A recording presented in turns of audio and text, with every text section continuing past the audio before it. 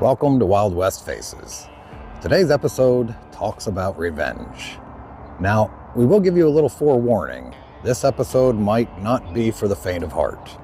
See, a terrible crime was committed against a 4-year-old girl who was raped, tortured, and murdered. And as the law was back in the old days, the family had first dibs on the perpetrator of this crime. They were free to do whatever they wanted as punishment. Then, after they were done, the law took care of the rest of what needed done. And as stated, this story is not for the faint of heart, but it is a true story that took place, and in line with Wildwestfaces' commitment to bringing you true stories of the Old West, we're going to retell this story exactly as it happened. We hope you will enjoy this story here on Wildwestfaces.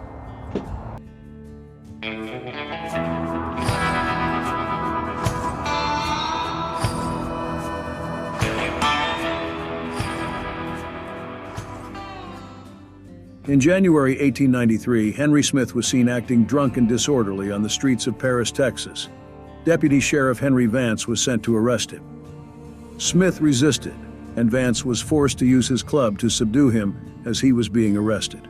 After Smith had sobered up, he was released from the lockup.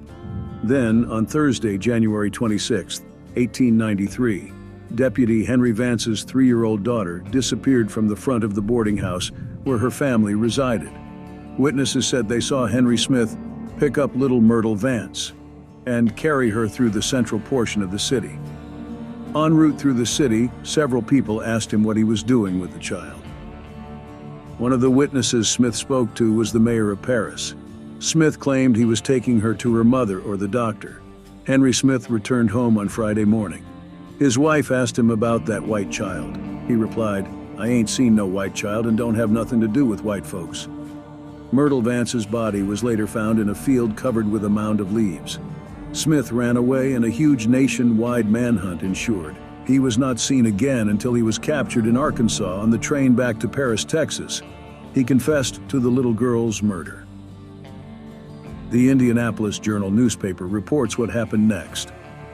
On a large cotton float, a box had been placed, and on top of that, a chair. Here, Henry Smith was placed and securely bound. Then, surrounded by armed men to prevent an outburst from individuals, he was driven slowly to the public square, around it, and out to place of death. Thousands followed the doomed man in his ride of despair, and the streets were lined with other thousands watching it pass. It was solemn, as befitted a cortege of death.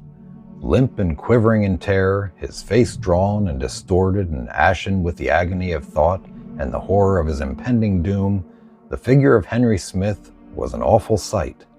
But at the thought of any type of pity, up rose a vision of that other innocent, torn, and outraged form that he had wrought. Out on the bare prairie, where stood scattering buoyed arc shrubs, the scaffold had been built. 4 uprights supported 10 feet square, railed in except on the south side where a stair ascended. In its center, a strong post was set and braced on the other side.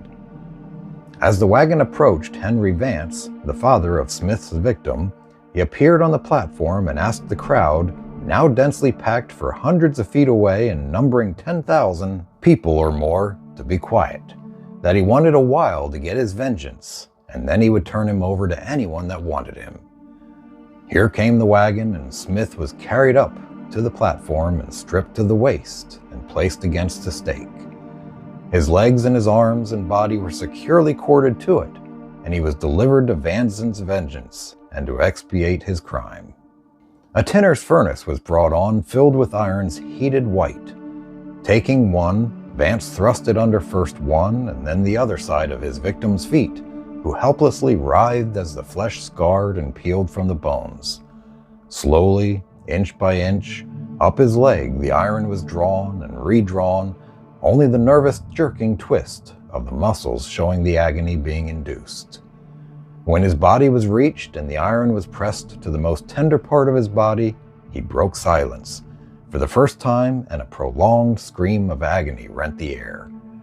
Slowly across the body, slowly upward traced the irons, the withered, scarred flesh marking the progress of the awful punishment.